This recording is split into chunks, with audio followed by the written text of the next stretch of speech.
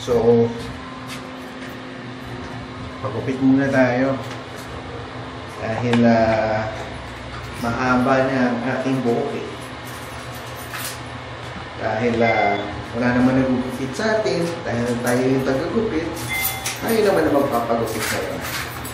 Kasi si Karen Clark, nagupitan ko na sila eh. Kung datang na nakauwi kami ng Pilipinas. First time to, nalalabas tayo ng nakatikit lang. Maganda yung sikat ng araw eh. Pag nasa wala ka sa araw, malamig. Yung breeze ng hangin, malamig pa rin. Pero pag nasa araw ka na, may init ka nang nararamdaman. Ay, nako. Kanina nga, kailangan pala natin magpagas. So, kanina nga,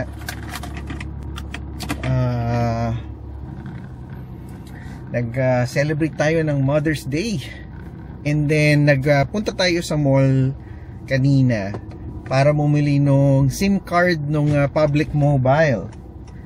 Finally, after a very, very long wait, nakapag-desisyon na tayo. Kailangan na talaga natin magpalit ng mobile service carrier.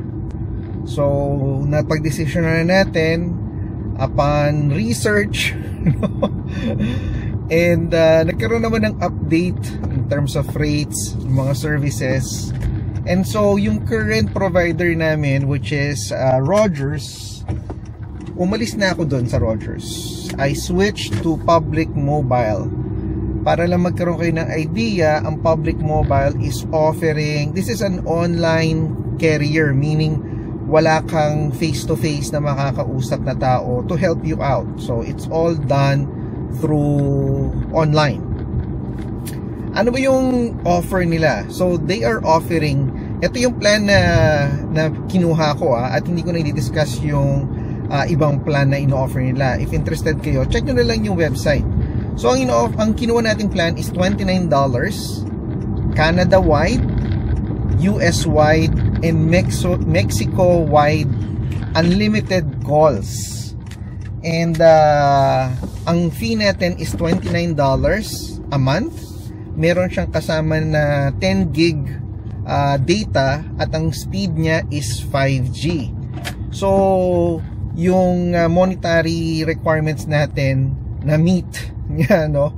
Malaking savings yun para sa atin. Papagupit kasi tayo eh. Anyway, sabi ko nga sa inyo, $29 a month. Magkano yung binabayaran namin sa Rogers? Para lang magkaroon kayo ng idea. $15, 15 gig data, 5G, Canada-wide lang siya. The fee is $55 a month. 55 akalain mo yun. And plus tax pa yun ha. Actually nasa, ano ba, 59 na ba siya? Lumalabas. Basta ang total namin, dalawang linya, ako at saka kay Joyce, it's $119, close to $120 for a monthly recurring payment. So you can just imagine, from almost $60 down to $32, kasi 29 plus tax, ang laki ng diferensya. Tinignan ko naman yung service ng public dito sa area namin. Okay naman siya. Ay majority end of Vancouver, including yung mga other areas dito sa BC. Okay naman siya. Yung mga sa may Abbotsford area lang, medyo bumababa yung speed, nagiging 4G. Pero so far, I think this is a good savings technique na rin na gagawin natin. So, nakalipat na tayo, and ngayon nga, yung phone natin is in the process ng pagta-transition. O nga pala guys, bumili tayo ng $10 worth na SIM card from Public Mobile, at saka natin inactivate yun online. Yun lang yung way na para matransfer nyo yung current number nyo to your new carrier sa Public Mobile. You need to buy an actual SIM, and yung actual SIM na yun is around $10 with tax, nasa $11.20. So, again, tuloy natin itong kwentuhan natin. Magpapagupit lang muna tayo. And then mamaya, hopefully, fresh na tayo ulit. Yun, oh. Bagong ahit. Ay, nako. Nagpapagupit na tayo. So, gupit natin. Ngayon, kasama tip, nasa $30 na. Ganoon na siya talaga kamahal. Sayang, na-miss natin yung haircut sale. Nagpapagupit nga pala tayo sa Great Clips. Yung haircut na sale is nasa $15 na, $15.50 for 5 days, I believe. Sayang, na-miss natin.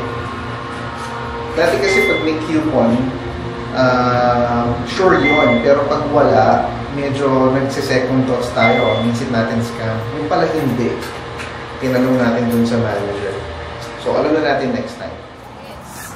Wait, there's PP there. Paihiin muna natin tong aso natin. Nakapanood kasi sila ng Blippi. Isa sa mga session ni Blippi, sink or float. Dun sa tubig. O ginagaya nila ngayon. Go for the plants there in the garden. Medyo nag-jacket tayo. Nilalamig tayo sa hangin. Ay nako. Lunis na naman. Pasok na naman tayo. Magandang umaga, Lipa. Monday. Excited na hindi excited. So, medyo pinaka-ikli natin yung gupit natin ngayon dahil balik na naman tayo dito sa mahalang gupit dito. Kaya dapat medyo matagal-tagal. Summer din naman no? Spring and summer. So, sulitin na rin natin para matagal-tagal tayo walang gupit. So, kanina nga, nilabas na natin yung ating mga gamit sa balcony. Dahil merong gagawin ngayon na balcony washing. Kung maninirahan kayo sa mga apartment condo at may balcony kayo, regular yan na ginagawa.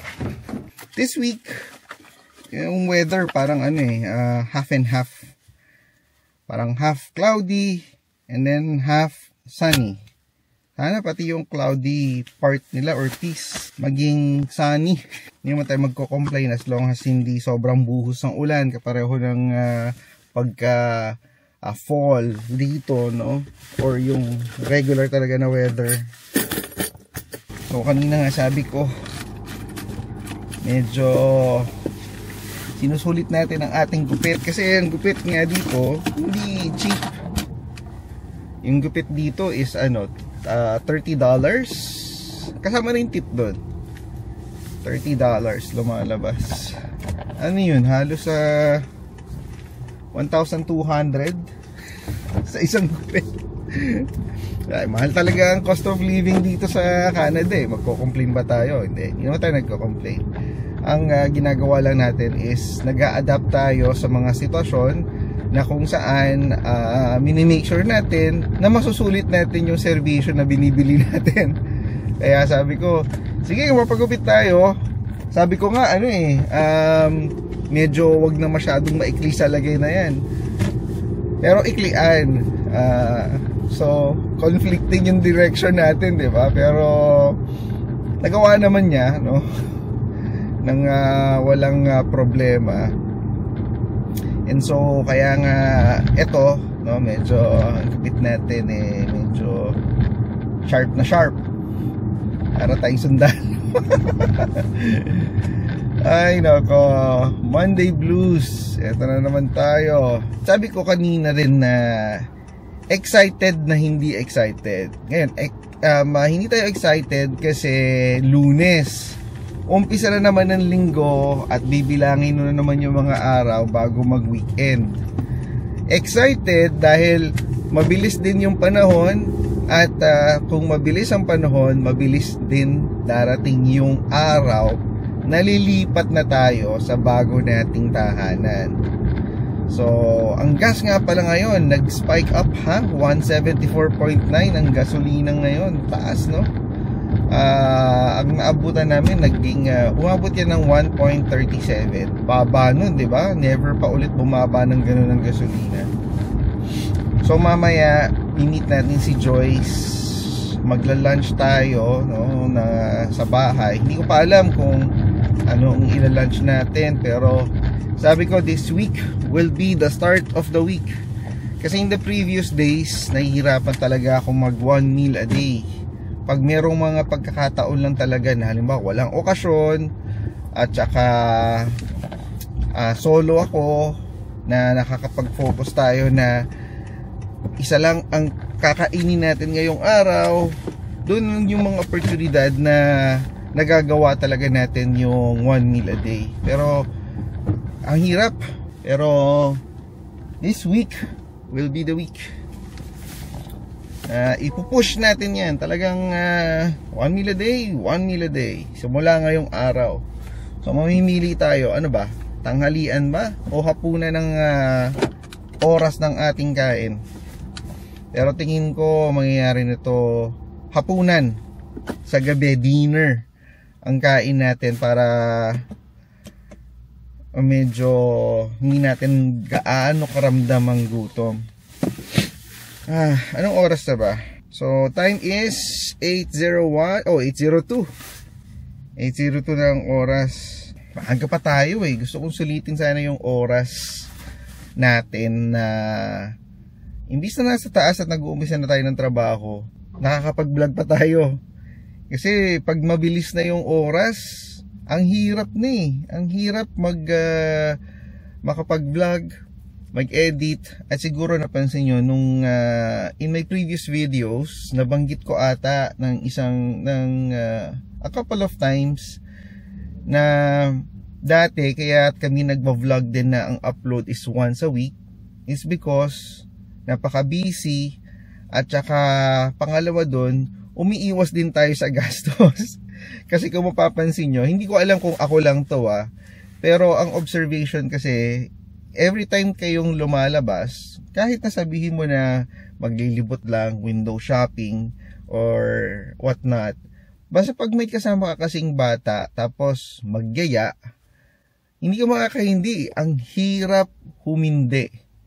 Parang nasisilaw ako dito sa nakapark sa likod ko. Nakabukas yung ilaw.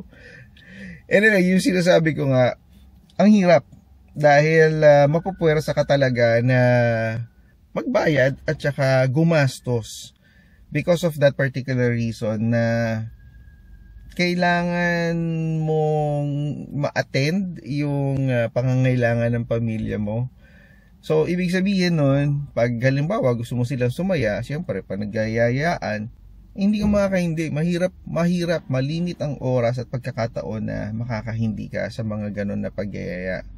So, kaya sabi ko nga, no, lumilihis tayo sa topic, sabi ko, kaya hindi nga tayo nakakapag-upload ng regular dahil umiiwas tayo sa gastos. Dahil pag lumabas nga tayo, napipilitan tayong gumastos, most often than not. Pero ngayon, bakit? Anong pagkakaiba? Bakit ngayon nakakapag-vlog tayo? Kasi medyo marami tayong baon. Marami tayong baon. Nagkaroon ng pagkakataon na nakabakasyon pa tayo, nag-ipon-ipon tayo ng and then marami din kasing pangyayari na may kakaibat talaga na gastos. As an example, nung bumili tayo, nag-offer tayo, gastos yun. Yung mga sumunod na pangyayari, nung kinausap natin yung mga financial advisor, kinonfirm natin yung mga expenses, gastos din yun. Nag-home inspection tayo, gastos din yun. So sabi ko nga, dito sa Canada, hindi ko alam, bawat labas mo, may kaakibat na gastos. Tsaka, kaya ngayon, iniiwasan talaga namin na lalabas lang tayo pagka talagang okay na tayo gumastos. Anyway, medyo napahaba yung kwentuhan natin. Pero siguro tuloy na natin itong pag-uusap natin. At sana, hindi ko kayo nakumusta. I'm hoping na in high spirits din kayo this Monday. Masaya kayo and nasa magandang kalagayan kayo. So again, maraming salamat sa panonood sa aming munting channel. And sana maging maganda ang inyong linggo. Yan. So sige, tuloy na rin itong kuntuhan natin na to mamaya. Anyway, no, tapos na ang araw natin. I-shoutout lang natin si Ramsky 9195. No, shoutout sa iyo, bro. Maraming salamat sa panonood sa aming channel and welcome nga pala, no, sa ating munting sama-sama dito sa Buhay Canada chapter. Chapter? Hindi, gusto lang natin na magpasalamat kasi bawat isa sa inyo na nanonood sa amin, talagang wini-welcome natin yan at na-appreciate namin yung pag-i-interact nyo sa amin, lalo na sa buhay natin dito sa Canada, yung mga na-experience natin na masama, na-experience natin na maganda. Lahat yan malaking bagay na napapag-usapan natin at na bibigyan namin sana ng konteksto, no, lalo na sa mga tao na nag-a-aspire na mamuhay at mag-migrate dito sa Canada. So, yun, shoutout sa iyo, idol. Maraming salamat sa panonood. Anyway, tapos na nga ang araw natin. Maganda ang sikat ng araw, pero ang forecast in the next couple of days, medyo gloomy. No, sabi nila medyo rainy daw ang pagpasok ng ngayong linggo. Yun lang ang pagkakaiba. Pero sipin mo, spring, pa-summer na nga actually sa init pero akalain mo nandiyan pa rin yung pasadya at paunti-unting bugso ng pag-ulan. So, yeah. Currently 5:06 tayo naka-uwi. And ano bang pinag-uusapan natin kanina? Alam ko ang huling update ko ata sa inyo is naghahanap tayo ng lawyer na tutulong sa atin para ma-confirm at matapos yung ating deal sa pagbili ng property. And so nag-email na nga tayo kanina before early in the day para makakuha tayo ng contact information na kung saan ma-assign yung project natin. So kanina sunubukan kong tawagan yung number doon sa paper na binigay sa atin ng realtor. Unfortunately, hindi siya nag-work and so na-force tayo mag-send ng email. So nagawa na rin natin yon. And then kanina nung nag-uusap kami ni Joyce during nung lunch break, nagtingin din kami ng mga notary public dito sa Richmond. And upon speaking to some options, na we found out na medyo may kamahalan ng singil ng mga notaryo dito sa Richmond, ha. Mataas ang singil nila, pumapatak na parang nasa 2,100 ang kanilang fees. Ang tinatanong nila dyan usually is yung price, ano ba siya, apartment, condo, townhouse, single detached, and then dun sila nagbabase ng computation, not to mention yung, of course, yung purchase price. Akalain mo yung quotation sa amin nasa 2,100 kanina for the fees. Meron silang sinasabi na 600 plus na fee for the disbursements. Ano sa isip-isip ko, saan ba ginagamit yung disbursements? Ano ba, maglalakad ba sila ng papeles? Pipila ba sila dito sa mga ano tawag dito? Ano ba tawag nila dito? Yung mga sa title? Di ba sa Pilipinas sa atin nagpumipila tayo sa mga ganyan para i-manage or i-submit na ito na, ita-transfer na sa pangalan natin kasi nga nabili na. May mga ganun ba sila? Pero ang charge nila is nasa $600. Kaya sabi ko, ang mahal naman, subukan nating mag-antay. Kasi yung pinorward sa atin na quotation, ang charge nila is nasa 1,500. And then they are offering a discount para sa mga na-close nung real estate company na tumulong sa atin na ma-close yung deal. Teka, bukas natin yung susi natin. Ayan. Anyway, yun lang gusto ko munang i-update sa inyo. Right, this week, yan ang target natin. Ma-finalize, makuha natin yung pangalan ng notary public or yung tao na mag-a-assist sa atin sa purchase and mortgage processes natin. And then ibibigay natin yan sa financial advisor natin kasi they would need to get in touch with them to formalize the documentation, finalize it, including yung mortgage application natin.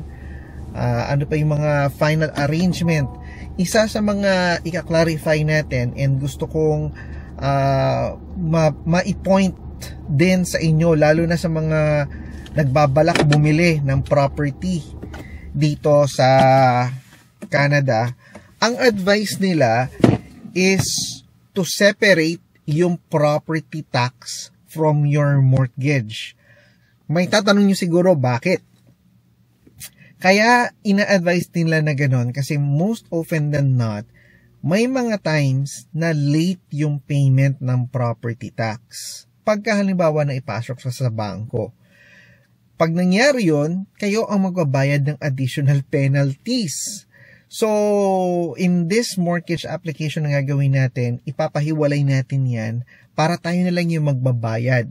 Ang isa pang concern kasi dyan is, dito kasi pa nagbayad ka ng property tax, meron silang tinatawag na discount. Pag yung binili mong property is yung magiging primary property mo, na kung saan doon ka maninirahan, meron silang mga grants or discount na binibigay pagka sa property taxes. Yung discount na yon, most often na, and believe you me when I say this, yung first year namin, akalain mong hindi na-apply yung discount. And so, dun palang nalugi na kami ng isang beses. And then the following year, finalo up namin yon, na-apply naman, pero na-delay yung payment. Kaya each year, you're tasked to communicate with your mortgage provider, tell them na, uy, i-avail mo tong discount na to, please pay before this date. Yan ang ginagawa namin sa aming proseso.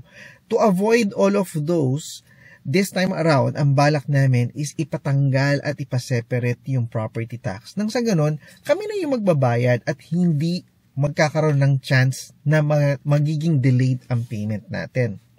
So, yun lang.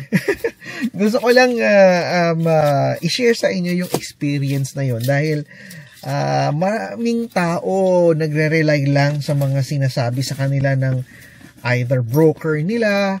Ito kasi galing to sa experience namin na I think mas magiging advantageous sa inyo kung isa-separate nyo yung payment para sa property taxes. So, akita tayo sa taas.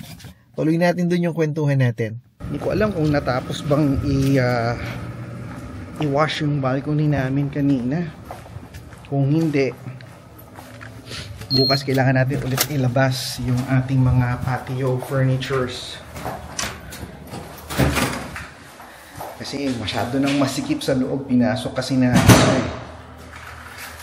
ay, kasi pag hindi mo siya pinasok, bali hindi nila lilinisin yung nasa ilalim ng furniture na yon. So, kailangan talaga i-clear mo. Para nang sa ganon, mabugahan at malinis at mas-scrub nila na maigi yung balcony. Pati pag naglilinis sila ng window, malinis nila lahat. Kasi kung may parang furniture kayo or appliance, hindi nila gagawin yun. Anyway, lapit na tayo sa bahay. Tala tayo sa loob. City of mine, how I love the city of mine. It never gets me down. City of mine.